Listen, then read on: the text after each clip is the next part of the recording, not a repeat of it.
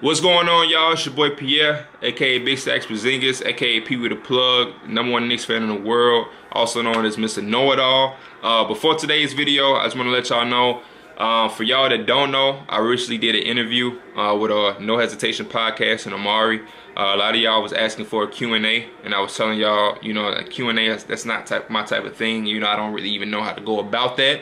So I told y'all if y'all wanted a Q&A, I could do it in an interview form, and y'all demanded that, and y'all reached out to Amari, y'all flooded his comments and told him do the interview, do the interview, do the interview.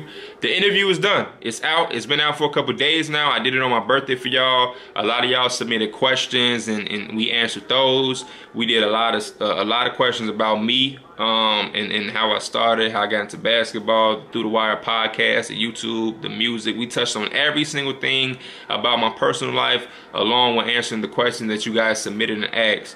So now that the interview is out, I want that interview to be the #1 interview on his entire podcast. So I told my fans on Instagram Live, I believe it was. I don't know if all of you have been there or checked in, but long story short, I want that interview to reach 1,000 plays and by the end of next week. It's already been out for this week, so by the end of next week, I want it to get 1,000 plays. If I'm not mistaken, it should be up at almost at like 200 or past 100 plays already in the first day or so.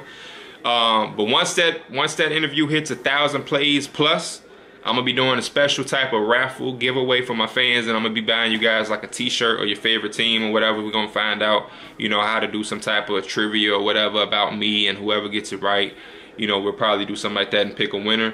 And yeah, that's what we're doing. So go listen to the interview. It's going to be in the description. It's the No Hesitation podcast with Big Stacks Porzingis. Y'all go listen to that. Give me some feedback. And in today's video, I'm going to be talking about the breaking news that we all just heard. Derrick Rose signing with the Minnesota Timberwolves for the remainder of the season. And my first early thoughts on this goes back to when the Cavaliers actually cleaned house during the trade deadline. I remember when Derrick Rose was traded to the Jazz and later released. A lot of talk in the NBA basketball community, even on our podcast, was, you know, the question of, is Derrick Rose done? Is this it for Derrick Rose? Have we seen the last of Derrick Rose? And I just remember on our podcast, you know, me expressing how I thought that it isn't the end of the road for Derrick Rose, and that I thought a contending team, you know, could use him and it could potentially give him a chance, and I felt like it was a few teams that didn't really have anything to lose if they were to give him a chance and it didn't work out. And one of the teams on my list, regardless of the reports, was the Minnesota Timberwolves. You know, I know a lot of speculation occurred and happened once he did get released about the Timberwolves. You know, oh, you know, they'll be interested. They'll most likely give him the opportunity. And then we later have found out that there was no communication between the two. And I know a lot of people had ran with that. It was like, look, I told you Derrick Rose was done. Even the Timberwolves haven't. It just doesn't make sense. They haven't even reached out to him or whatever. But I just remember being the only one on my podcast really thinking that he could help. You know, I could be wrong. I think maybe Mike agreed with me very subtly. But I definitely was big on him. So, you know, that's the first thing that comes to my mind, was me believing and really knowing that he would get some type of opportunity. As far as him actually being with the Timberwolves and will it work and all those questions, I think that people gave Derrick Rose a bad rap with the Cleveland Cavaliers as far as on the court basketball. If you know me and my podcast and you know my thoughts on Derrick Rose, then you know I've never been a fan of him leaving the team and his off-court situations. When he was with New York, my favorite team, and he left unexpectedly out of nowhere, I felt like that just wasn't smart and it's not okay. And the same thing with Cleveland. When he took his little leave from the team and you know, got engaged and things like that, I felt like that wasn't smart. And if you look at his success, even after the injuries and whatnot, like the last couple of years with the Chicago Bulls, he never took like a real leave from the team. Though these situations never occurred. And I know he was home in Chicago, and a lot of times his leaves from the Cleveland Cavaliers and the Knicks was him returning home. So, you know, that makes a lot more sense. And I know it's probably like, well, he didn't have anywhere to go when he was with the Bulls, but still, even his first half, you know, first start with the Knicks were winning games. We looked okay. And everything was going well until he did leave and didn't tell anybody. And I felt like that hurt him much more then he knows. But as far as on the court basketball, I felt like, you know, this year with the Cleveland Cavaliers, he kind of got a bad rap. And as good as LeBron James is, and as great as LeBron James is, as unique as he is, it's very hard for certain players and individuals to play and coexist with him on the basketball court.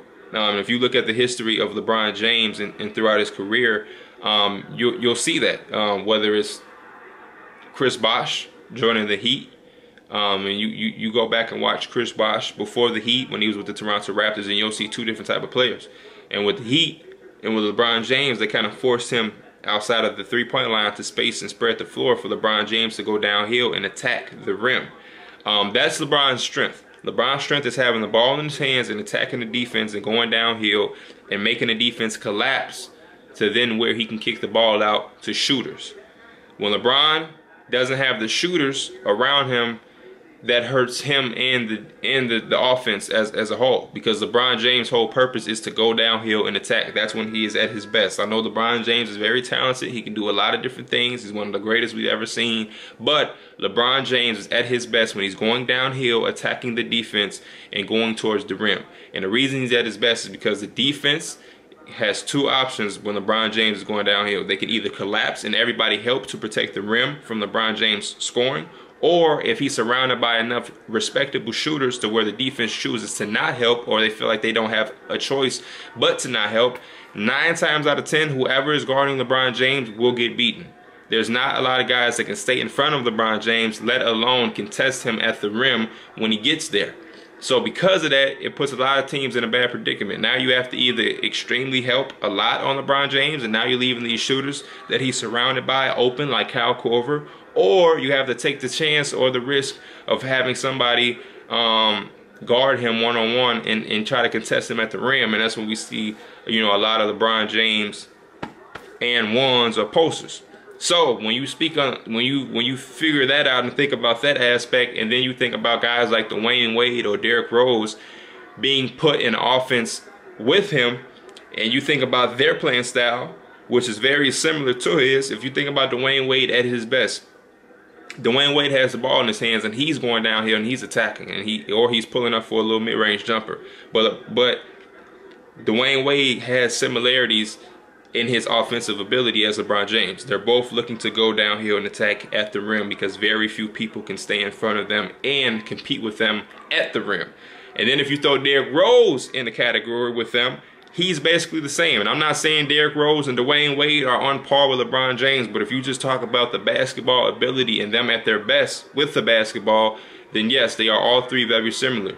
They have the ball in their hands, they're pick and rolling, and they're trying to attack the basket and go downhill to make the defense collapse, or to have the ability to go at the rim one-on-one versus a defender who 9 times out of 10 will not stop them at the rim.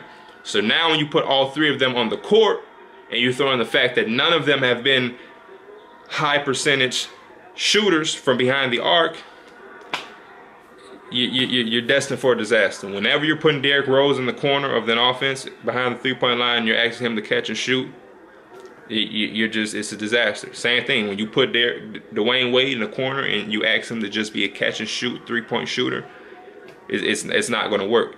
And we all know between the three, LeBron James is the best, so he's the one who's going to ultimately have the ball in his hands, and it's just not going to work when he's surrounded by those two to be his shooters to kick the ball. It's actually funny to think about that the Cavaliers at one point was asking Derrick Rose to be basically a three-point shooter, a spot-up three-point shooter. So when you take all of that into context and you think about all that, it makes sense to why Derrick Rose and a lot of other guys struggle. You know, I mean, besides the fact that they tried to basically rehaul their roster and add all of these different new faces. You know, they added Isaiah Thomas, Jay Crowder, Derrick Rose. You know, so many different guys were added to this offense and this team, you know, overnight, and it kind of hurt the chemistry a lot. It kind of hurt the chemistry a lot, and I think that was another thing for Derrick Rose, is that, you know, the chemistry wasn't there and he wasn't comfortable, and he didn't have a lot of familiar people around him that he knew, and anybody that knows Derrick Rose you know, from Chicago knows that Derrick Rose isn't that type of guy. He's not a guy that's coming in and real outspoken. He's kind of to himself, so soft-spoken and quiet. And that's not the type of environment that he thrives in or likes to be in. You know, the Cleveland Cavaliers, they're one of the most talked about sports teams, you know, in sports, period. Every single thing that the Cavaliers do because of LeBron James and their expectations, everything is talked about. So every single practice, every single game, they're going to have reporters on reporters. Everybody's writing columns and writing stories on the Cleveland Cavaliers, and that's just not a situation that's ideal for Derrick Rose, you know, and his type of character. So when you put all that into context with the Timberwolves, I feel like this could be a situation where he can thrive in and have some success in. And when we go back to the days with the Knicks, when he averaged 18, 4, and 4 as the third option in the triangle offense, we see that there is still some hope for, you know, Derrick Rose being a starting caliber point guard. And I know Jeff Teague right now is their starting point guard, but I'm not going to sit up here and act like Jeff Teague is irreplaceable or Jeff Teague is just this all-star, you know, phenomenal point guard. He's very good and been very solid for them, but I feel like the risk and reward for Derrick Rose, the risk is here and the reward is here and the risk is here. If Derrick Rose doesn't pan out, if he leaves the team again or he has an injury or he just doesn't fit the team, you just let him go and he won't be there next year. But if you get Derrick Rose to buy into what's going on, and which is something that's realistic when you think about the familiarity that's there with the coaching, Taj Gibson, Jimmy Butler is close to Chicago. You know, Minnesota and the Timberwolves are kind of low key. It's not in the spotlight. They're not on TV every other game. They're not one of the most talked about teams in the NBA. When you put all that into consideration with Derrick Rose and who he is and who he's been for all of these years that we've known, that kind of plays a part and should help him. And then when you talk about just a basketball X and O's standpoint, there isn't a player that's on Minnesota that's like LeBron James, who's going to be ball dominant and have the ball in his hands and who's trying to play this particular way. You know, the Timberwolves actually have a system. You know, Thibs is actually coaching and actually putting in X and O's. And that's not to take anything away from Jimmy Butler. Jimmy Butler is their best player. At the end of games, end of quarters, end of shot clock situation where they're making something out of nothing, Jimmy Butler will then have the ball in his hands and try to create something. But when you talk about the majority of their offense and the majority of the game, they do not have one player that's just pounding and pounding and pounding. They actually have some type of offense and some type of flow. So I think that that's a situation that's similar to the New York, you know, when they have a system. Derrick Rose can try to fit into that system and hopefully thrive in it. You know, I'm not sure how much he's going to play and who he's going to play with, what unit he's going to play with, because I know, like I said, Jeff Teague is a starting point guard and Tyus Jones has been a very reliable and solid backup point guard. But I feel like a lot of different players on that team can mesh with Derrick Rose. You know, if you think about a lineup where it's Derrick Rose, Taj Gibson, somebody he's been familiar to play with, Taj Gibson the pick and pop, and you know, my big thing is that they don't have a lot of three-point shooting. There's not a lot of three-point shooting on that Minnesota Timberwolves.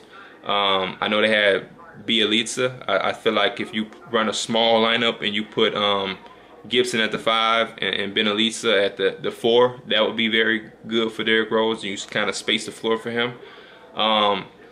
So I'm very interested and very excited. You know, I'm rooting for Derrick Rose. I want to see him succeed, and I want to see him do good. Like I said, I was one of the guys who felt like he would get another opportunity, and I was hoping that he did. And I'm glad to see that it's with a team that could potentially help him.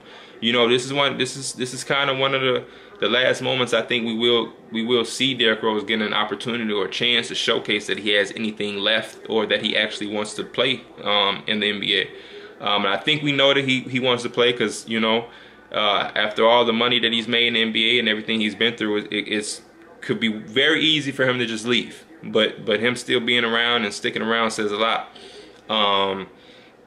But I think the fact that, you know, like I said earlier, the familiarity of Thibs and Jimmy Butler and Taj Gibson and him still being very close to Chicago can help. And they're a team on the rise. They're not a contending team like the Cavaliers who's going to have a microscope on them and watching their every single move.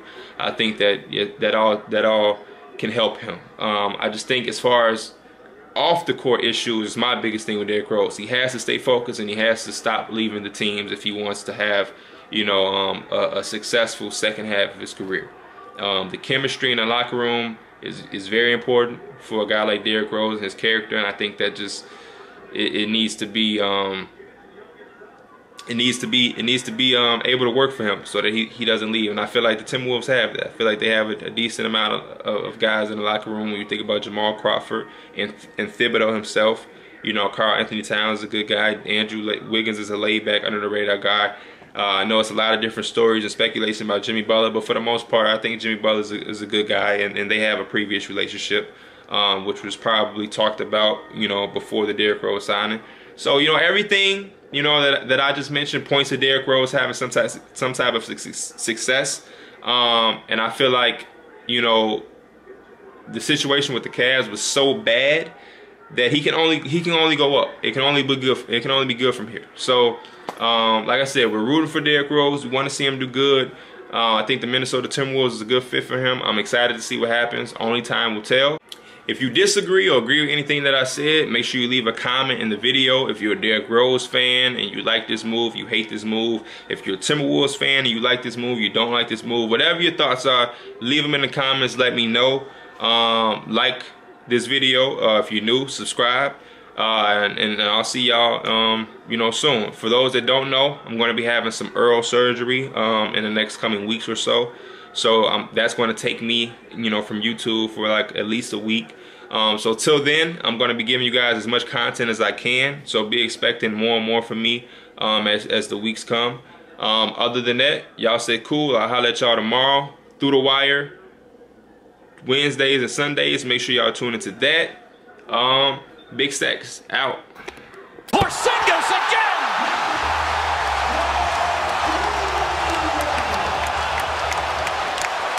That brought the crowd to their feet.